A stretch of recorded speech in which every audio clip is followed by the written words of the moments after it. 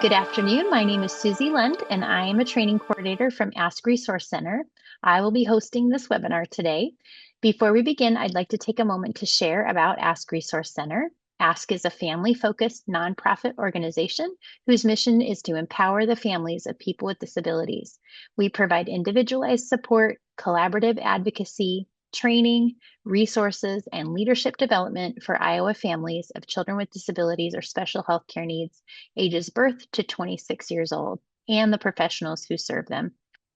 We thank you so much for joining us today. Our webinar is entitled Empowering Conversations, Sexual Health for Kids and Young Adults with Intellectual Disability and Developmental Disabilities.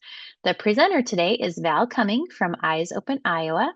In our advertising materials, we also were planning on having Kelly Marie Meek from the Iowa Coalition Against Sexual Assault, or Iowa CASA. However, her family has been hit hard by the flu bug, and we will not be able to see Kelly Marie today. So Ask Resource Center is glad to welcome our presenter, Val Cumming. Val is the training coordinator at Eyes Open Iowa, where she develops and delivers engaging trainings for educators, youth serving professionals, and healthcare providers across the state. With over 7 years of experience in the field of sexual health education, Val has taught in classrooms, trained hundreds of professionals, and spoken at state and national conferences. She brings a warm, dynamic energy to her sessions while staying grounded in best practices, cultural responsiveness, and a deep commitment to serving diverse populations with care and confidence. So thank you so much for being here today, Val, and I'll let you go ahead and take it away. Thank you so much, Susie, for having me. I really appreciate it. Like Susie said, I'm Val Cumming with Eyes Open Iowa. Good morning, afternoon now, everybody. Like Susie mentioned, Kelly Marie from Iowa CASA was going to be joining us. Unfortunately, we're not able to have her insight today because of that darn flu bug going around. So stay healthy, everybody. But we are going to go on with our topic today. So we are going to be talking about empowering conversations that folks can have around sexual health for kids and for young adults with ID/DD. So real quick, I just want to go over what that acronym means. Some folks on this call might be extremely familiar with this population, with these definitions, and some of us might be a little bit more green. So I just wanted to take a minute to get us all on the same page. So the first part of that acronym, the ID, stands for intellectual disability, and that refers to limitations in intellectual functioning. And those could be things like reasoning, learning, problem solving, and the adaptive behaviors that go along with that begin before age 18. So that ID, intellectual disability, and the second part, developmental disability, this is a broader category. And this includes disabilities that begin in childhood that affect physical, learning, language, and or behavioral development. So this can include intellectual disabilities and conditions that don't necessarily involve intellectual impairment. So intellectual disability, like the name states, always involves an intellectual disability. A developmental disability is something that might influence somebody's learning, but isn't necessarily an intellectual disability. So I know that might be a little confusing to some folks who are a little more new. So I encourage you to learn a little bit more about that term if you're still a little green. But otherwise, we're going to just kind of do an overview today. Again, we only have 1 hour. I don't claim people will be an expert after this session, but this is really to empower you within your current roles and the skills that you already have to make a difference even more. And I know that we already have a lot of change makers here on this call, so I want to applaud you for work that's already been done. Like I put here on this slide, you already have what it takes. Let's sharpen it. I want to start by acknowledging something really important, and that is that it takes intention to sign up for a session like this. Especially today on Martin Luther King Day, a lot of us already have the day off work. If you are somebody who this is the only part of your workday, I send you extra applause. Sexual health conversations, they are already very complex. That doesn't mean they're difficult necessarily, but they definitely require a lot of critical thinking. And when we're talking about kids and young adults with intellectual and developmental disabilities, that complexity increases.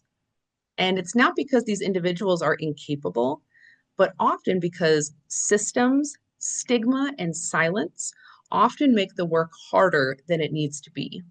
So we have a lot working against us in providing this education. Looking through the chat, I see a wide range of roles represented here, like parents and caregivers, educators, health educators, and a couple other ones. And some of you may feel very confident in this work already, and I likely have a lot I could learn from you. And then others, like I mentioned, you might be feeling maybe a little bit more uncertain, maybe overwhelmed, or a feeling I can very much relate to is anxious about getting it right. Am I doing this right? Am I crossing my T's and dotting my I's? Am I being inclusive? Am I operating under best practice? All of those questions that might make us hesitate. So I just want to be really clear about my goal today. And that is, this is not a session about simplifying the work. This is a session more so about strengthening your capacity to do work that you are likely already doing.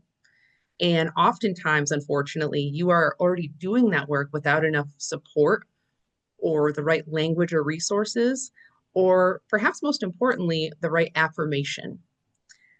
So the subtitle on that slide, like I said, you already have what it takes. Let's just sharpen it. So that's not meant to be motivational fluff. I am somebody that likes to put a lot of meat in trainings. That is really a professional assessment of people who are in the room. You already bring a lot of care. You likely bring a lot of relationship building and certainly a lot of commitment to your role. So today is just about adding clarity and confidence and layering an evidence-based framework over that.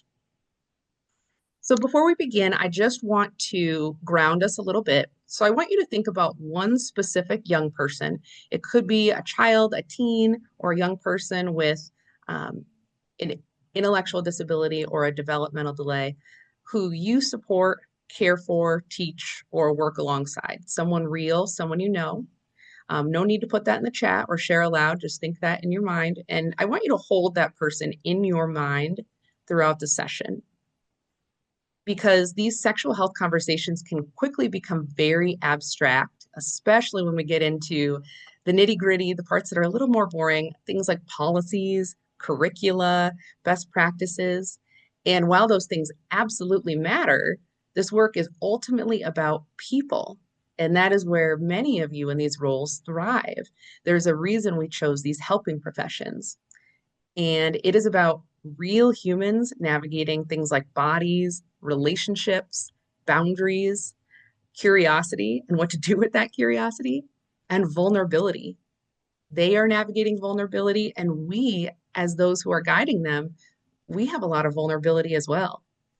So when the work feels really heavy or complicated, I really want you to come back to that one person in your mind who helps clarify why this matters and why your role in their life is or was so important.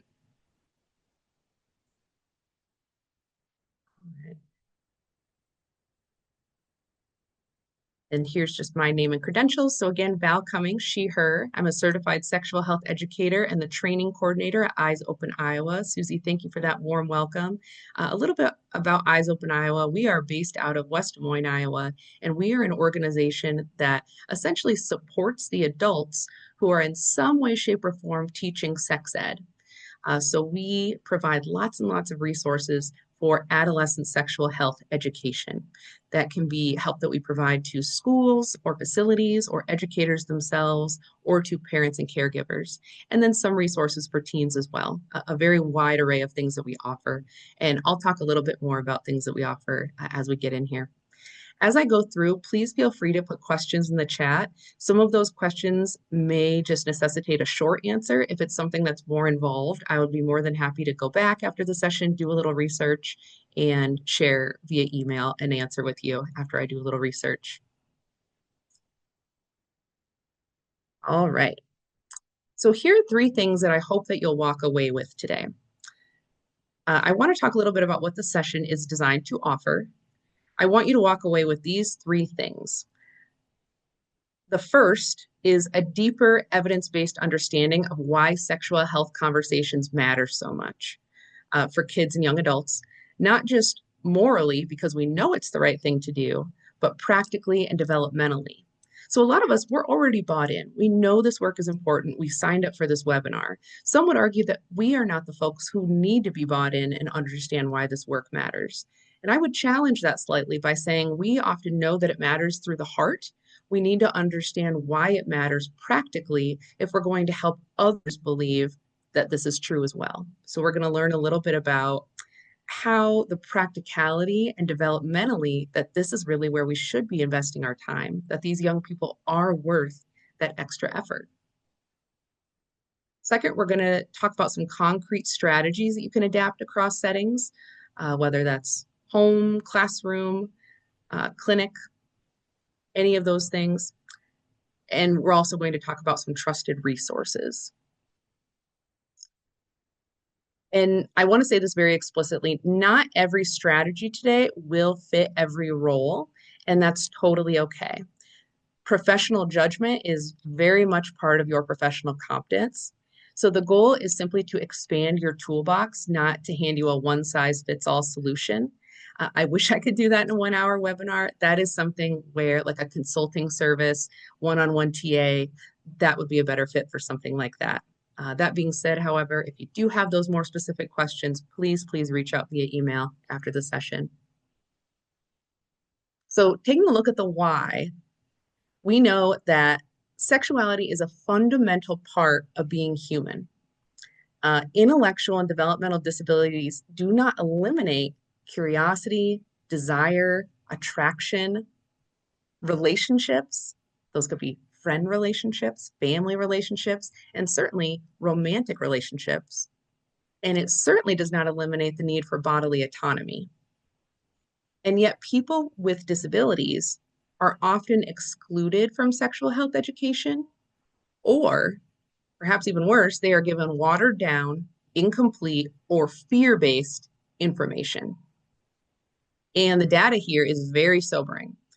Research consistently over the years shows us that individuals with disabilities experience significantly higher rates of sexual abuse and exploitation than their non-disabled peers. And this is a section where Kelly Marie from Iowa CASA would really have some extra insight to share. So this portion is a little bit lighter for me, but again, happy to connect afterwards if there are more questions.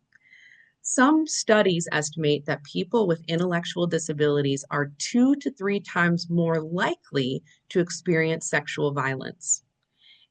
And this statistic perfectly illustrates one of the many ways that these individuals are marginalized.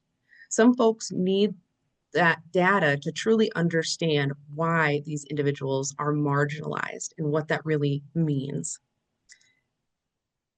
These are some really hard statistics to hear, even if we've likely heard them before, but they are absolutely worth sharing because we start thinking about what we can do. And as we think about that, I want you all to remember that you really are the hero in this story because access to accurate information and trusted adults, those are the strongest protective factors by and large. We know that inaction can also be harmful, and that's because silence does not protect, avoidance does not protect, and good intentions without information shared, that does not protect. But what does protect is clear, developmentally appropriate education paired with relationships where questions are welcomed and they are not punished. That's really what a harmonious, really comprehensive education plan for a young person looks like. And sexual health education is not about encouraging behavior, sexual behavior. It's instead about supporting dignity, safety, agency, and informed decision making. A little bit more about what we just talked about.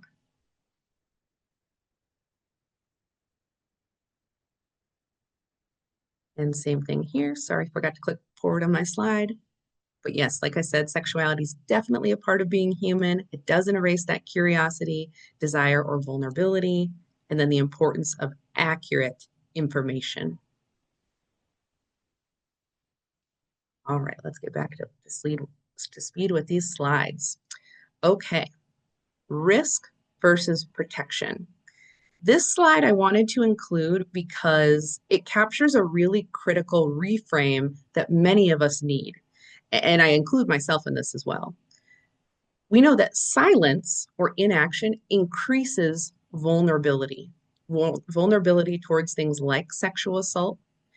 We know that trusted adults are a primary protective factor and that knowledge builds boundaries. When people don't have the language for their bodies or the ability to communicate that, they can struggle to name harm. And when they don't understand the concept of consent, they can struggle to recognize if they have been violated. And when they don't know who is safe to talk to, they stay silent. Something that's kind of relieving here as I put these heavy tasks on you is to remember that you do not need to be an expert in everything.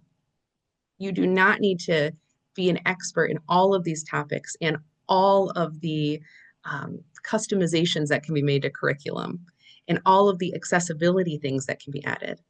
What matters most is that you are approachable, that you are honest, and that you are consistent.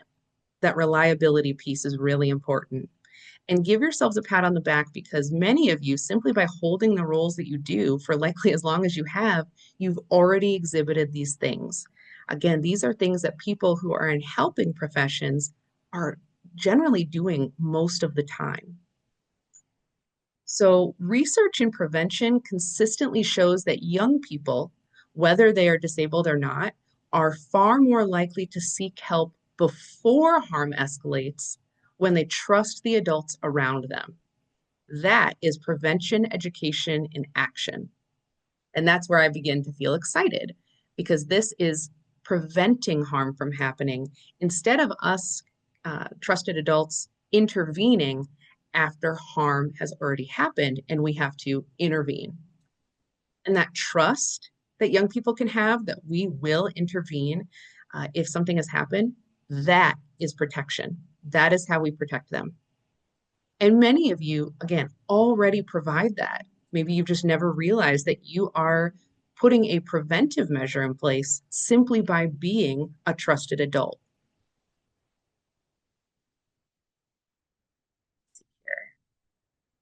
All right. So here are some common barriers. You're thinking to yourself, okay, I am already a caring adult, but I know I'm not always doing everything that I need to do. Where's that disconnect?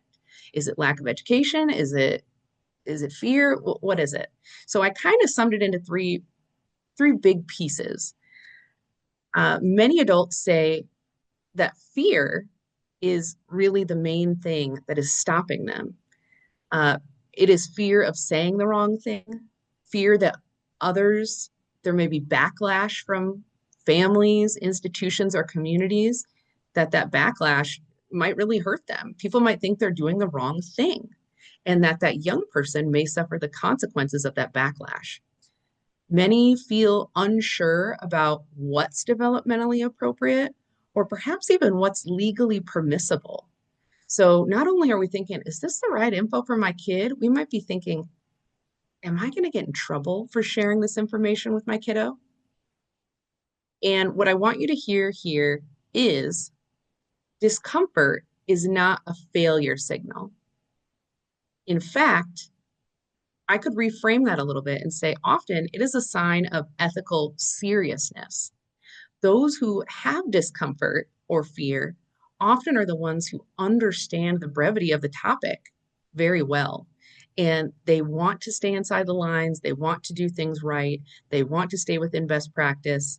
So instead of sharing information that may cross the line, they choose inaction, and fear causes them to freeze and not share information. The goal, again, is not perfection. The goal is responsiveness. We don't have to be perfect. We do want to be responsive. And you can pause. You can say to them, that's a good question. You can say, I want to make sure I answer that well. Let's talk next class period. And then you can revisit that conversation. You do not have to have the answers to every question. And if you've worked with young people directly much, you know that questions can span a broad, broad range that covers many universes. And we also know that repair is part of healthy communication, and modeling repair teaches powerful skills. So even if we do make a mistake, this is a great chance to role model what that repair looks like. If you say the wrong thing, if your tone comes off in a way you don't like, to repair that models really powerful skills. So there's lots of reframes that we can do here to really lean into being strength-based.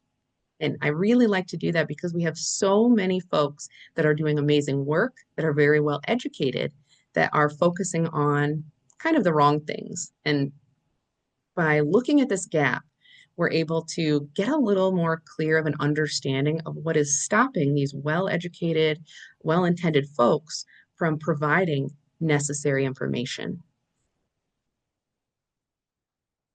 All right. So here is some of that meat, the stuff you've been waiting for, some conversation strategies that work. The first one is using really clear, concrete language. This is one that many of us are familiar with. We know that euphemisms often confuse more than they help, especially for individuals who process language in a very literal sense. So make sure that we're always using that concrete, clear language, which most often are medically accurate terms. One thing I think of, and that many of you perhaps have thought of, is body parts. So we know that we always want to use those medically accurate names for body parts, and we don't want to use different slang terms. The second thing that we can do is repeat information often. Repetition is not failure, it is accessibility.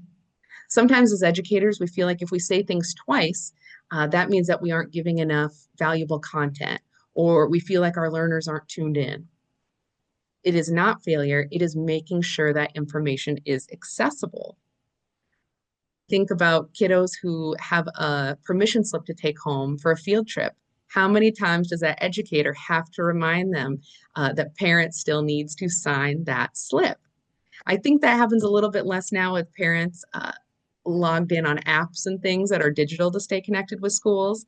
But in the not so recent past, how many times do you think that teacher had to remind students at the beginning of class, take home that permission slip, get your permission slip signed at the end of class, take home that permission slip, get that permission slip signed, probably throughout the day, probably written on the whiteboard. Maybe there's a note sent home to remind them to sign the other note sent home.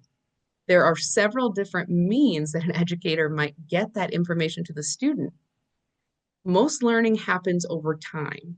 It is not from one conversation, which also means that sometimes people think, gosh, if we bring in a guest speaker for 45 minutes, that's going to cover everything related to disability education that we need for these students. They'll get their 45 minutes and they will be set. We never have to talk about this stuff again. We know that couldn't be further from the truth. And that is because these subjects deserve to be repeated. And I say that knowing that there's so many other things that educators are navigating beyond sexual health. They're navigating classroom dynamics, they're navigating several other subjects throughout the day, they're navigating their own personal lives and working within their own bandwidth. But it is important to remember as often as possible that repetition is very helpful. And that means repeating key concepts, those key concepts and phrases that we really want these learners to walk away with. The third strategy is separating facts from values. And this is one where I could get on a soapbox and do a whole day training. But to sum it up, you can provide medically accurate information while still honoring values of the student and the student's families. And when I say values, I think of things like family values, cultural values, faith or religious beliefs, or personal values. So those are not mutually exclusive. We are able to provide that medically accurate information while still honoring those values. And this is a concept that we at Eyes Open Iowa do specialized trainings on quite frequently. A lot of educators, that can be kind of hard to figure out, and we have some really solid frameworks on how to do that. So keep that in mind, a shameless plug there if that's something that you or folks that you work with or other parents are interested in learning more about. Let's see here in my notes. Yes, and fourth, we want to coordinate with support teams whenever possible. So we don't need to do this work alone. That means that consistency across environments reduces confusion and it also builds confidence. So again, if you already do these things when teaching other life skills, I think about things like teaching money management, probably four of those things are happening. When you're teaching hygiene skills, probably all four of those things are happening. I think of reminding a young person to take a shower or to brush their teeth. How many times over and over is it likely that that parent or caregiver will give that reminder, will use clear, concrete language, will repeat themselves, that they will have other supports. Maybe another caregiver is looping in as a team member to remind them. You already have those transferable skills here. You're already doing that. I mentioned this at the very start of the training, but something that is exciting is that you are the hero of this story. And truly, I mean that. Not just because you took the time on Martin Luther King Day to jump on this webinar, but because this content really matters. Not because you are perfect, are you the hero? Not because you have all of the answers, are you the hero? But it is because you are already in relationship. Like that red box at the top says, you are already in relationship with this young person or these young people. You are already trusted. You are already showing up doing that work. So absolutely, no doubt about it, curricula matters, policies matter, resources matter. Those three things I spend about 80% of my time working on. But your role is relationships. And relationships are what is going to make that information stick. So between the work that I do day to day, the policy, the curricula, um, the mandates, all of that stuff to the young person, I'll do my work. I need you all to do your work in keeping that relationship strong so those learners can get that information. And you are often the person who normalizes the questions, who reinforces those boundaries, and who helps young people understand that their bodies belong to them. And I've heard educators do these things in so many unique, nuanced, caring ways. There's not one way to do those things. I think of these awesome educators who have great ways of normalizing questions and making their classroom or learning space a safe space. I think of folks who reinforce boundaries over and over again in very unique ways. And I think of people that help young people understand their bodies.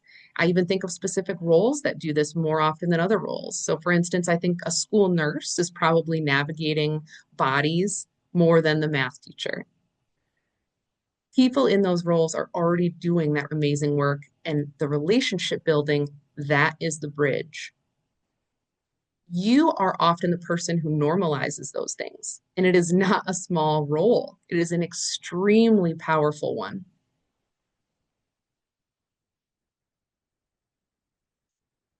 So here's a little bit about my organization, not just to shamelessly plug, but to tie in how you can get more information. So again, Eyes Open Iowa, based out of West Des Moines. We do lots of in-person and virtual training, particularly for adults who are in some way teaching sex ed. So my elevator speech, if I'm talking to a neighbor, something like that, and you ask what I do for work, I usually say, I teach sex ed to the people who teach sex ed. Uh, so that oftentimes is people work in healthcare, teachers, and certainly parents and caregivers. So if any of that information sounds like it resonates to you or a parent group you're in or your team at work, anything like that, I really want to provide Eyes Open Iowa as a primary resource. So again, we provide that medically accurate, inclusive, trauma-informed sexual health education and professional training. And we do that also keeping an eye on all of those things I mentioned, curricula, policy, mandates. Those things can be really difficult, let alone time consuming to do. That is where we are able to help. We manage that stuff so that you can focus on the relationship building. Let's see here. The work that I do at Eyes Open Iowa and that my team does is grounded in real world facilitation. So this is grounded in what actually happens in classrooms, clinics, and community spaces. It is not based just in theory. So I always like to give those concrete things because I've been there. My team, we've been there. We continue to work with young people in um, very marginalized spaces, in very diverse groups. So if you ever find yourself thinking, oh, I wish I had backup. I need more time to research this law. I need more time to get resources. And it's been written on a post-it note, this to-do list for a long time, and you just can't find that time. That is where my organization is able to help. And we have lots and lots of free resources and trainings, and we also have some fee-for-service trainings. As a nonprofit, we never want cost to be a barrier, so we're always willing to work with folks to get them what they need. That is exactly what we're here for if you feel like you need that additional help. I do want to highlight just one more organization. This is an organization called Cardia, and they are an excellent resource. They are a national leader in sexual health capacity building, and they offer specifically a really strong IDDD focused training and different tools, particularly for systems level work. Um, so I highly encourage you to check out their website. If you're somebody that's like, hey, I really want to get into some kind of course where I can get into the nitty gritty of working with these populations. Those costs do change. I know that this specific training is for cost, so I don't have any type of quote there. And this is something I'm just sharing myself. This isn't through any type of promotion, anything like that. But they have a really in-depth, meaty course that I would honestly compare to a college level course, like a self-paced online course. And just a quick reminder, if you are seeking out resources like Cardia or the work that I do at Eyes Open Iowa with my team, that is not a sign of weakness or being uneducated. It is a sign of professional responsibility. So that means if you're already working with young people facing these challenges and you say to your supervisor, hey, I saw this training, I really want to do that and learn more. That supervisor is not going to think, oh my gosh, this person has been ill-equipped the whole time. They're going to think, wow, this person really wants to grow their skills, which is pretty exciting. So just a little plug there for them, Cardia, and their website on the bottom, cardiaservices.org.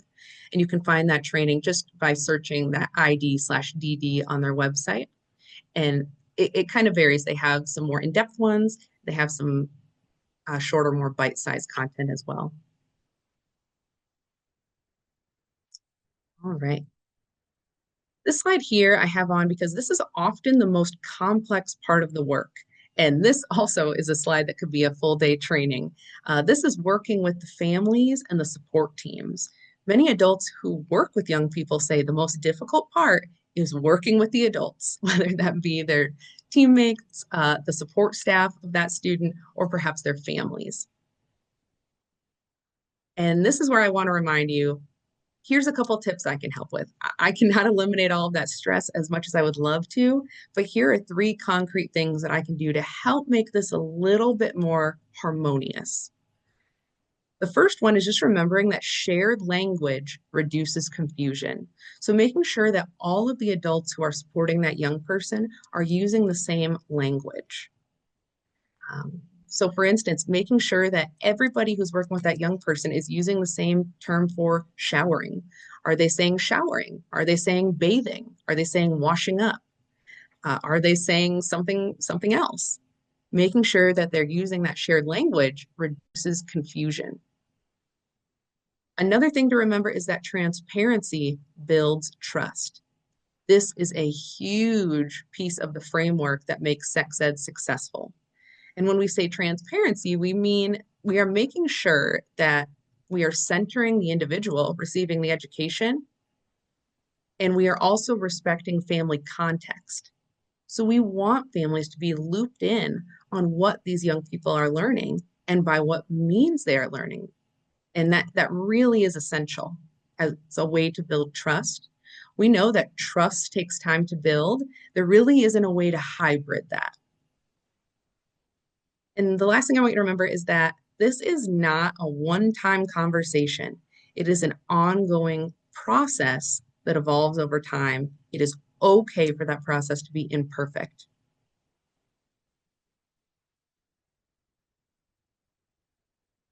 Just checking the clock here. I got a couple final takeaways. As we close, I want you to kind of come back to yourself and return to the young person that you thought of at the beginning. I know I've got two different young people in mind for myself. Keep in mind that this work is ongoing. You do not have to do it alone.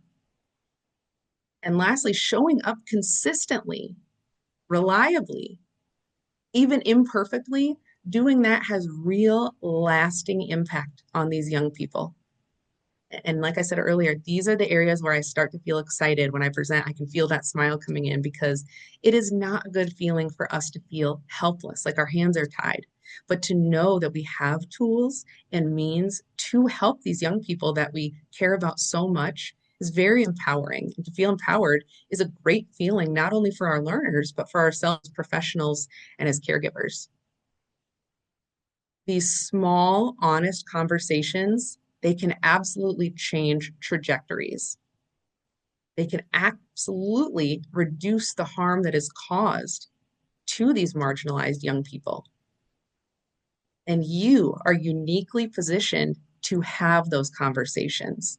You are in the perfect spot to do that. And you are perfectly capable, just the way you are in your role, to do those things now. So I want to thank you all not only for attending this webinar, but for the work that you do, the work as a parent or caregiver, the work as an educator. If it doesn't quite fall into one of those categories, I know that work that you do is still extremely important. So I want to thank you for your willingness to engage with these complex and meaningful topics that can also take a toll on our hearts. I know many of us, as we went through this content, probably had our heartstrings pulled a little bit, thinking about those inequities, thinking about those things that these marginalized individuals are facing that are not fun to hear about. But I hope that I was able to spin that and support your heart a little bit, so to speak, by empowering you and making you feel like you have even more tools in your tool belt than you did before you came into this training roughly 40 minutes ago. So I want to thank you once again for showing up for young people in ways that really, truly matter. Um, I now have time for any questions. I know we're scheduled till 1, so I'm in no hurry at all. Any questions here?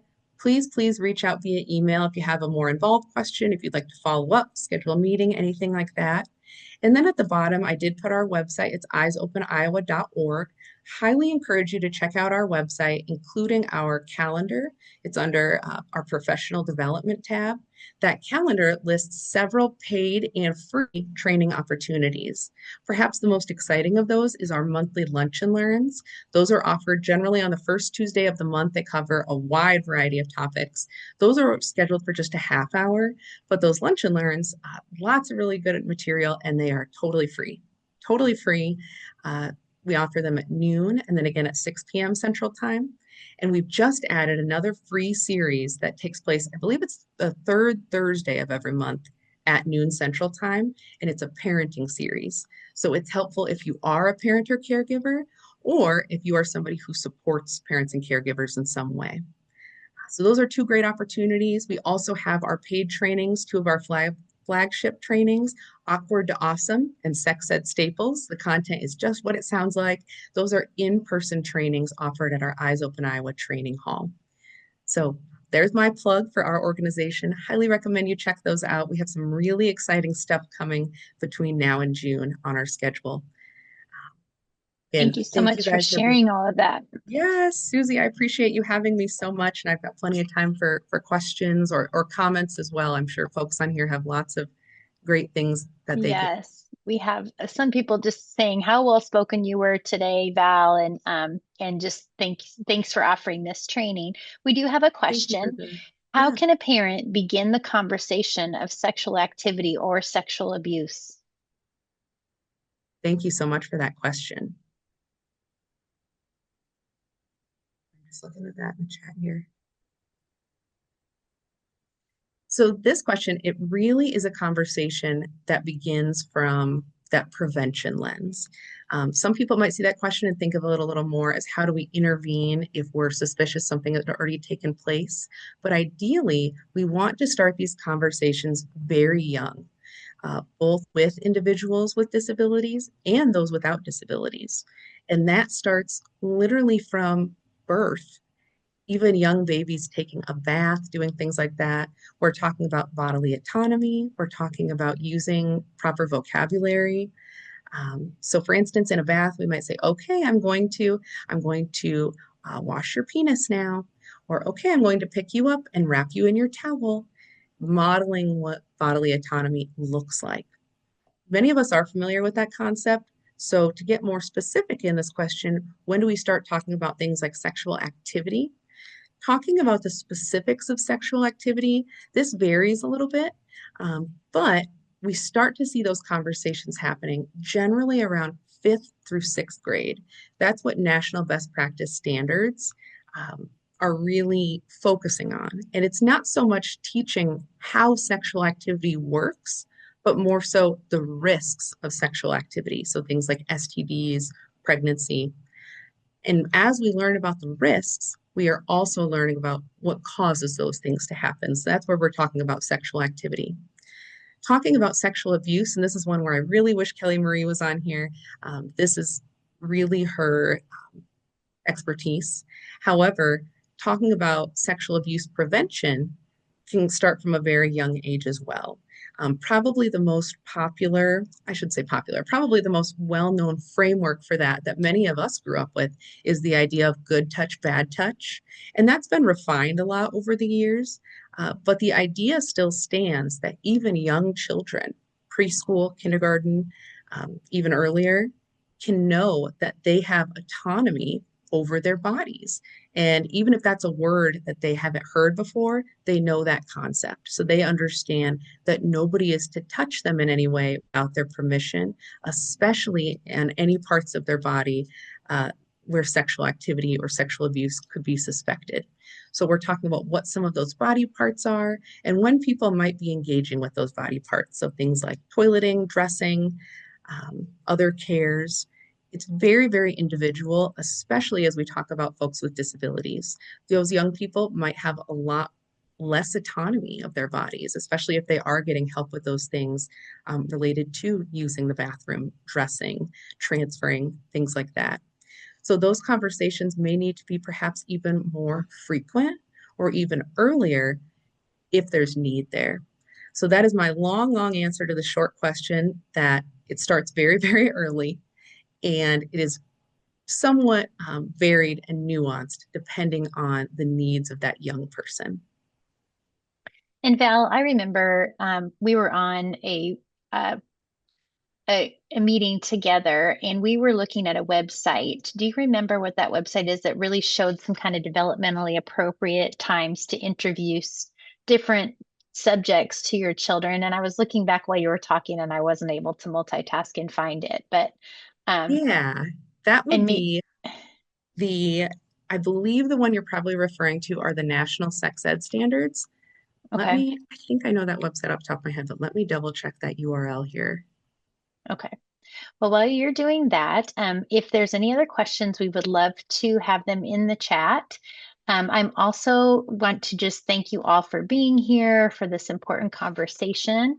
And I'm going to be dropping a survey in the chat for everyone to please fill out that survey. That helps us at Ask Resource Center know um, how well we did in delivering the content that you came here for, and then also what other things that you are interested in. Um, Okay, it looks like we have something from Janelle. The American Academy of Pediatrics has a great parent website, healthychildren.org, that also gives great info for parents on these issues. Thank you, Janelle. Yes, thank you so much, Janelle. And Janelle, great to see you logged in here on the webinar. That would be a great resource, especially for parents. For educators, people that are a little bit more familiar with talking shop within sex ed, the National Sex Ed Standards would be a great place to go. I think I stopped my share. Yep, you did. All right, bear with me just a moment here. I will pop that in the chat as well. Great. So I'm looking for more questions. I'm not seeing any. So thank you so much, Val, for coming and talking with us today. This webinar was entitled Empowering Conversations, Sexual Health for Kids and Youth and Young Adults with ID and DD, Intellectual Disability and Developmental Disabilities. Well, if there are no other questions, Val, thank you so much for being here today. Thank you all so much for attending, and have a great afternoon, everyone.